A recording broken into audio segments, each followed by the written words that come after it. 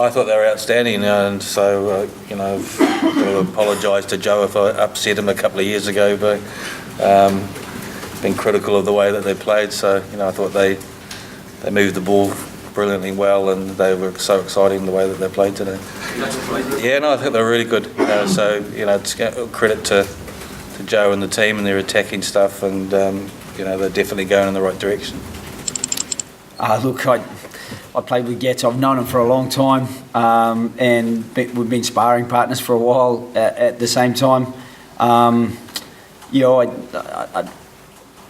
would offer the same thing. I thought they were pretty exciting. I thought we helped them be exciting sometimes, which isn't something we're trying to do at all. But I think other people make assessments.